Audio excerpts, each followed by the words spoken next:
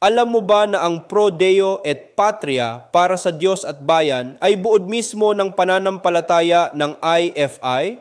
Hindi ito simpleng moto. Isa itong deklarasyon na ang pag-ibig sa Diyos ay hindi maihihiwalay sa pagmamahal sa bayan.